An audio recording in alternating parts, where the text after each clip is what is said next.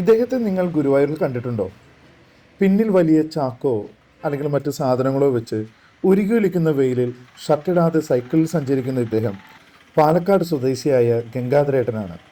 കഴിഞ്ഞ 45 വർഷമായി ഗുരുവായൂരിലാണ് താമസം. എന്നും രാവിലെ അമ്പലത്തിൽ പോയി ഗുരുവായൂരപ്പനെ തൊഴുതാണ് ജീവിതം ആരംഭിക്കുന്നത്. അദ്ദേഹത്തിന്റെ വിശേഷങ്ങളിലേക്ക്. ഗംഗാധരേട്ടനെ പരിചയപ്പെടുത്തണമെന്ന് കുറെ കാലമായി മനസ്സിൽ വിചാരിക്കണു. ഇന്നാണ് ഗംഗാധരേട്ടനെ കയ്യിൽ കിട്ടിയത്.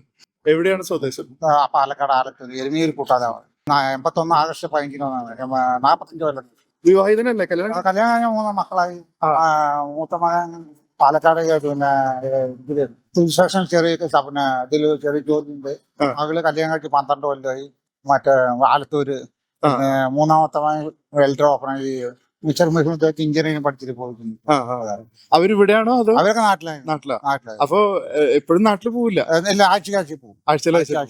ഇവിടെ ശരിക്കും എന്തൊക്കെയാ കാര്യങ്ങൾ? ഇവിടെ കടകളിനടുത്ത് വീട്ടുകൾക്ക് കൊടുക്കണം. കടകളിൽ നിന്ന് സാധനങ്ങൾ എടുത്തിട്ട് വീടുകളിൽ എടുത്തിട്ട് കൊടുക്കും. ഗുരുവായൂർ വന്നിട്ട് എങ്ങനെയാണ് ഇങ്ങനെ ഒരു ജോലിയിലേക്ക് ആൾക്കാരെ അങ്ങനെ പരിചയപ്പെട്ടു.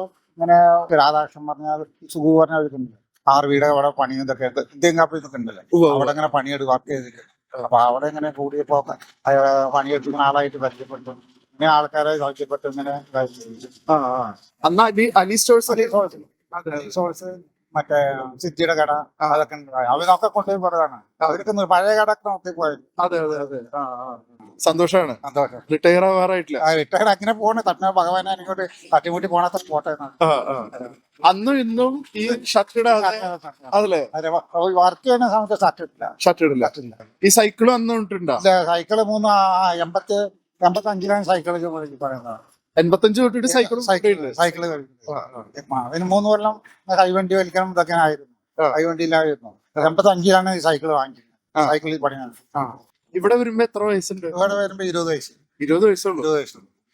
എങ്ങനെയാ ഇപ്പൊ ഗുരുവായൂർ വരാൻ? ഗുരുവായൂർ അന്ന് വളരെ കഷ്ടകാലം പണിയില്ല. അപ്പൊ അവിടെ വന്നുകൂടി ഭഗവാനെ തൊഴുതാനും ഇതൊക്കെ ആയിട്ട് ഇതൊക്കെ വന്നുകൂടി. അപ്പൊ ഇങ്ങനെ എല്ലാവരുമായിട്ട് പരിചയപ്പെട്ടിട്ടുണ്ടായിരുന്നു.